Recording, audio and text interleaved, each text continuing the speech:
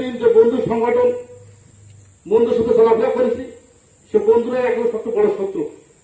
এই জন্যই আমাদের মাঠে ময়দানে কান খাড়া দিয়ে কাজ করতে হবে। আমাদের কিন্তু অনেক কাজ বাকি।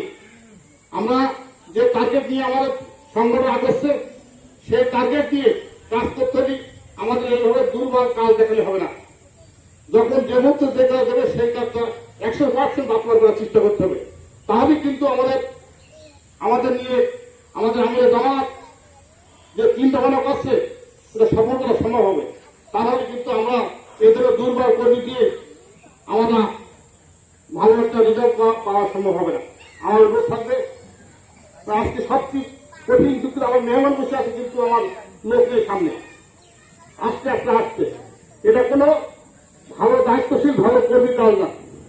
আসেন তারপরে আমাদের যে বার্তা যাত্রা করে জানেন 14 তারিখ থেকে 28 তারিখ সংগঠন বাদুরমাল পক্ষ কাজ চলছে।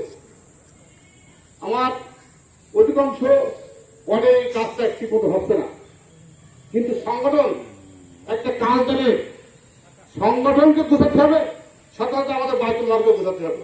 দুটো অপশন আছে, সংগঠনের একটা কাজ, বায়তুল মালের কাজ। এই কাজটা সঠিকভাবে হচ্ছে কিনা আজকে আমার জেলা নেতৃত্ব খোঁজ করে নেবে।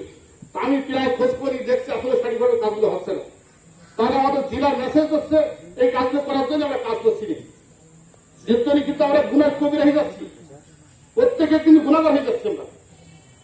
আমরা তো এই যে সংগঠন করি এটা একটা জান্নাতি সংগঠন। এই সংগঠন যখন যে মেসেজ আসবে এটা করে আমাদের খরচ আইন খরচ করতেই হবে না। আর আমরা একদম ঝিলাঝিলি অবস্থায় কাজ করছি।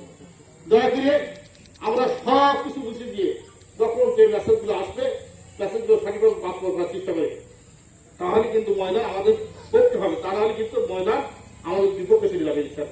এই জন্য আমার অনুরোধ, আসুন আমরা আজ থেকে এখানে সবার দিই, যখন যে মুহূর্তে আমার এই সংগঠন যে মুহূর্তে ডাকবে সেই মুহূর্তে লাভদায়ক হাজির হতে হবে। আমি আপনার অনুরোধ করবো, আমাদের মেহমান আছে, মেহমানদের আলোচনা শুনবেন এবং প্রোগ্রাম শেষ করে যাবেন। এই উদ্যোক্ত আহ্বান জানিয়ে আমি আমার সংক্ষিপ্ত আলোচনা শেষ করছি। আমার তৌফিক ইল্লা বিল্লাহ।